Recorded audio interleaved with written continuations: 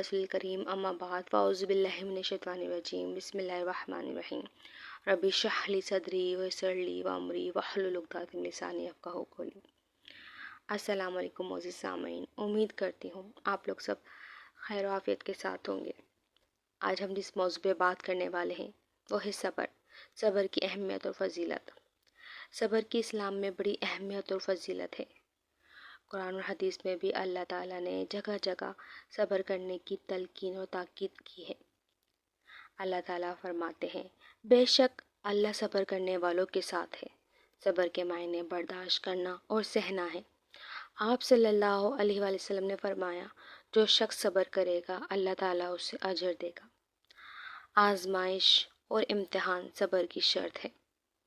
اللہ کی خوشنودی کے لیے مال، وقت، وفاداریاں، صلاحیتیں اور دلچسپیاں وقف کر دینا اور راستے میں آنے والی تمام تر مشکلات سہ لینا صبر ہے۔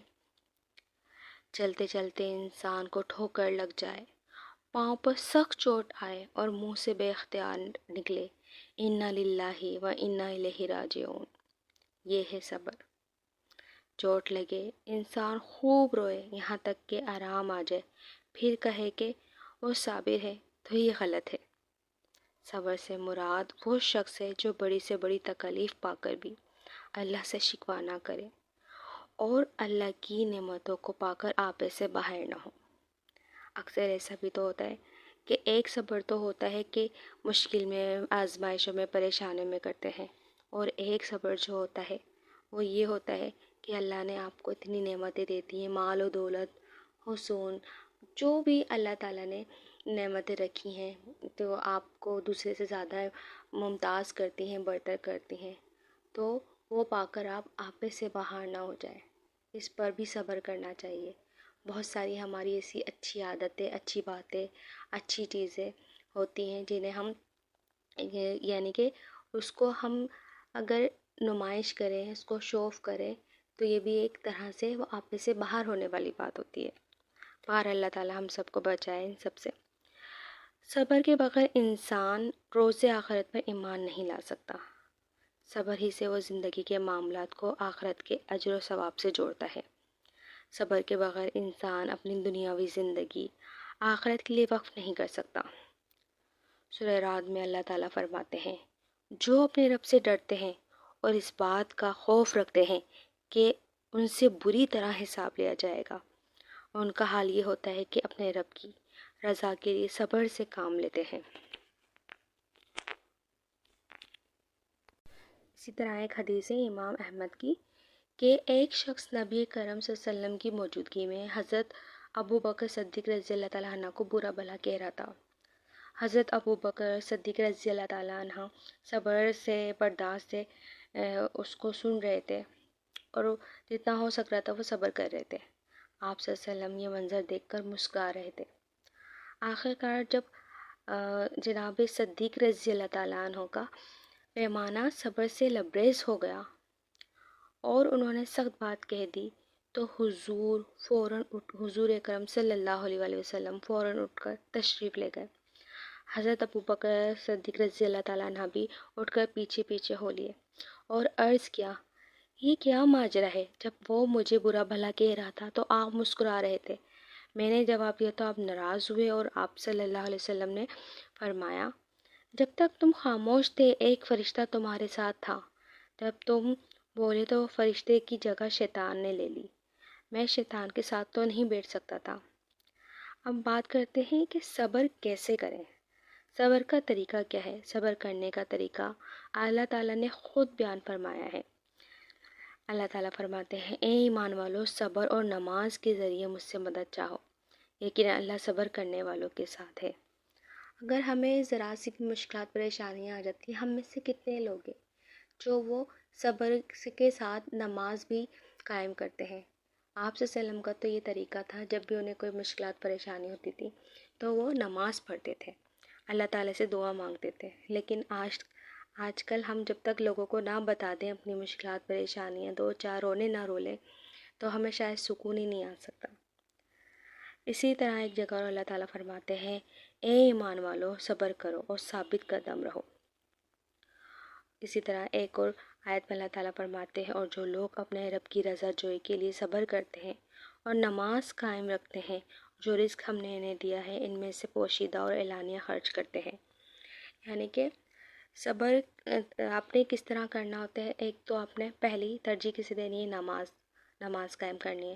اس کے بعد آپ نے پھر ثابت قدم رہنا ہے، جو بھی آپ اپنے کام کر رہے ہیں، جو بھی آپ کی پازیٹیوٹی ہے۔